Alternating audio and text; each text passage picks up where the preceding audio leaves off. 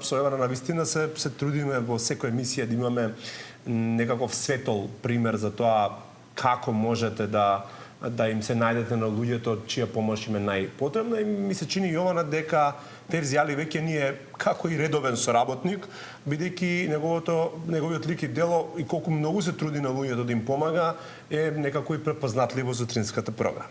И инспиративен некако таков, за да биде пример за сите нас дека можеме секој ден да направиме по некое мало добро дело и не секогаш мора да биде одраз на хуманост. Диме утрово ќе зборува со него, па Диме, добро ти утро и повели поздрав.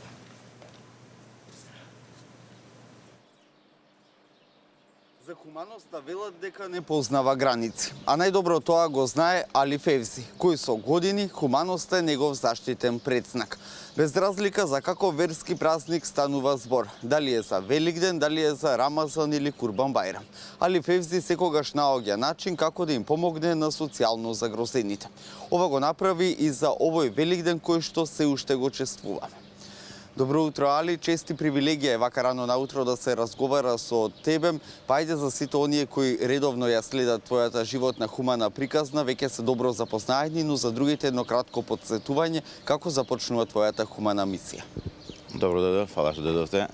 Хуманоста секогаш мора да почне од почеток од утрински часови и до ноќеска. До тој вчера и затоа и гледаме сега и полицијата, многу ептен касно и легнав да можеме да направиме некои планови за нови денови, за нови обавези.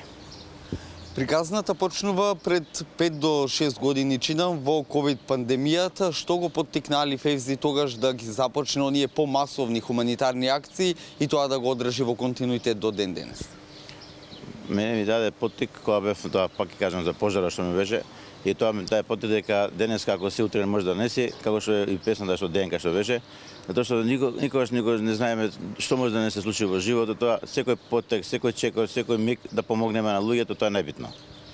Така и за овој Великден, без разлика што припаѓаш условно на друга вера, ти смогна сили, најде начин, тоа беше јавно објавено на социјалните мрежи, помогна на стотина загрозени семејства, односно семејства во социјален ризик со обезбедување јајца, заштитниот символ токму на овој најголем христијански празник, но од друга страна неодамни за Рамазан Бајрам помагаше. Колку хуманоста може да биде спас во едно тмурно, динамично време какво што живееме и на кој начин ги обезбедуваш донациите? Хуманоста пред се најбитна работа во општеството и во светот и во човештвото. Благодарност ќе кажам до неколку хумани луѓе, до господин Саше, до господинот анонимен сака да остане и плюс Игор Гешовски од екологистик, што стварно ми помогна многу за време и за Рамазан Бајрам и за Великден да поделиме колку што можеме табли јајца, храна, јалишта низ Македонија, низ селата и во Скопје исто. Така, кои се реакциите на луѓето кои се на крајот на општеството, на маргините, кога ќе видат зрак на надеж, хуманост во едни вакви значајни моменти како што се овие големи празници? Значи, пак ќе кажам, хуманоста кога ќе се обедини народот, кога ќе помогне било за вера, било за некој болен што дечо било кој да е во болница, кога се обедини ќе го помогне, нема потреба некој да чека дали да му помогаме или не. Тоа е во душата да битно да бидеш хуман и да помагаш. Кои се реакциите на луѓето кога ќе ги видат тие хуманитарни пакети? Можеби тоа е помош за краток рок, за само неколку денови, но од друга страна повторно ја враќа надежта во општеството дека еве како Али Февзи постои сигурно уште некој кој прави напори да направи подобро утре на некој. Веќе јас и самиот гледам дека ова што го правиме голем поттик во Македонија, да се помогне без обзир на вера, нација и кај што идам некогаш да така не знам местата, ќе застанам, ќе гледам да завршам моја работа или нешто хумано да купам, ме знаат, одма вика за тебе нема проблем, вика ти вика ми помагаш многу. Еве имав еден случај господин Саше кога донираше 50 табли јајца за ранлива категорија, отидов таму да ги земам од магазин, човекот прво се сликаше со мене, ме гушна, после вика не знам како да се водушам што те видов. И мене ми е тоа голем поттик, зашто што знаеме дека во Македонија од времето Екс-Југославија кога се подели, народот треба да се обедини, да се помага еден на друг, да не гледаме кој е што е, затоа што пак ќе кажам, еве гледате самиот кој доаѓа на снимање, сегаш имам пред мене некој милениче. Затоа што треба да помагаме било на животни, било на луѓе. Денешниот ден не го знаеме утре што може да се случи. Така е, но што покажува твојата пракса? Често си меѓу луѓето и од оние кои донираат, но и од оние кои ја примаат донацијата, расте или опаѓа бројот на лица кои се во социјален ризик? На какво ниво функционираме? Кои се твоите гледања? Се зголемува или се намалува тој број на луѓе кои имаат потреба да добијат помош од некого? Значи, кога ќе се намали ризикот на сиромаштија, тогаш се намалува и ризикот за лоши работи во Македонија. Пак ќе кажам, значи хуманоста, кога ќе помогнеме на било на семејство, на роднина, пријател, и макар и некој што не го познаваш, тоа покажува дека и во општеството и во околината станува повеќе мирно и во комшилугот, да речеме, за движење побезбедно, тоа што сиромаштијата некогаш прави заблуди многу работи, тоа го видов некогаш и самите ги гледате века новинарите. Ако има ќе украде, што игаме, ќе украде кебапи, ќе украде нешто други работи, легувате што гладен е. Или имавме времето на епидемија кога беше луѓето кршеа прозори, кршеа стакла за да земе од нешто да однесе на семејството, не може ни да зема да јаде да пијат. Тоа ти кажам да не дојде до тоа дереже, до општество, тога знаеме заедно кога снимавме првиот налог што беше за време на ковид и ајди. Пак ќе кажам, да пружиме рака, да помогнеме, да не гледаме кој е, или може некој ќе каже, не му да, може ќе ме излаже. Ако, нека те излаже. Ти тоа направи си го твоето, затоа што знаеме дека Господ гледа тој што направи, а да тој што ги прави, оставаме на него. Така, каква најчесто помош имаат потреба токму овие семејства кои ги посетуваш, покрај тие символични хуманитарни пакети за одредени празници? Во текот на годината постојано си активен, дел од луѓето тоа може да го видат на твојот Facebook профил кој е Биди Али или Биди Хуман како Али Февзи. Какви потреби имаат луѓето кога ќе те сретнат, на што наидуваш во секојдневието? Се радам дека екс-министерот, да речеме, заменик министерот за социјална социјала, имав со него еден добар разговор сега пред некој ден, пред вели ден.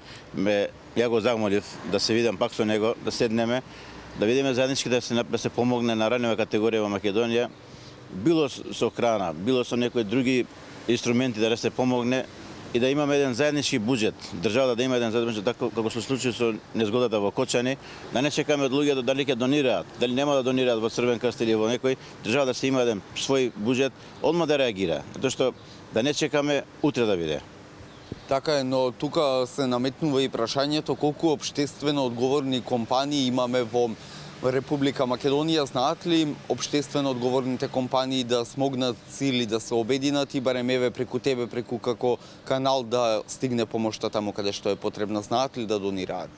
Значи народот веќе колку години работиме со хуманитарноста, народот покажа дека има соживот, има слога, имаат добра смисла време хуманоста. Нормално пред некое време не можда има некои лоши мисли, некои лоши работи што случуваше во општеството, но веќе сваќаат дека, пак ќе кажам, дека мора да се обединиме, мора да помагаме еден на друг, да не гледаме кој сме, што сме, да не гледаме назад, зашто новите генерации што доаѓаат не сакаат тоа да го слушнат и да го гледат. Тие сакаат новите генерации да живеат подобро од бившите роднини, да речеме татко, мајка, зашто ако не им отвориме нови патишта на нив, тогаш пак ќе одиме назад. А вака кога ги отвориме некои нови патишта кои се вработуваат луѓе, ќе имаат свој буџет, свои пари, тогаш подруга и за младо дете ќе верува дека треба да направи уште подобро од татко му или од мајка му што го направил.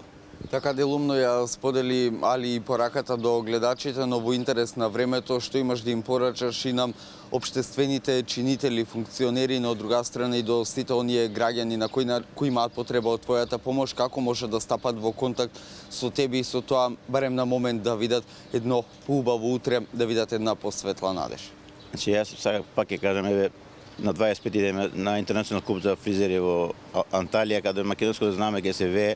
За жал од 12 души што очекувавме да одат, идат четворица, идат со нивни буџет, со нивни пари, до господјата Весна, до Валентина, до Саид.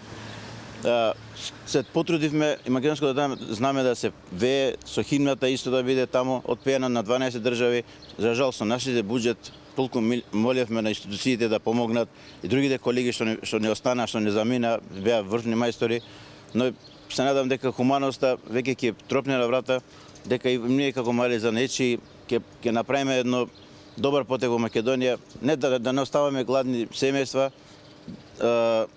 Пак ќе кажам, да имаме некој разум понатака.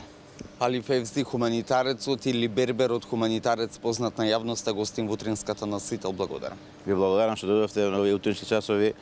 Се надевам дека, како што поминавме Великден и Рамазан, бајде сега да го поминеме и 1 мај со труд на вработените. Благодарам. Почитувани, за крај само уште еднаш ќе кажам или ќе констатирам тоа што веќе го кажа Али, хуманоста е она која треба да ни биде звезда водилка во ова брзо и динамично турбулентно време. Ова би било се од ова вклучување од терен. Валко, го имавме, ти благодариме за ова твое јавување. Се надевам, заедно со Јована и заедно со Диме, дека ќе биде ова повторна инспирација за сите нас кои што ги видовме овие моменти, да ете ние нешто, Јована, сториме убаво и хумано на луѓето кои што навистина им е потребна помош.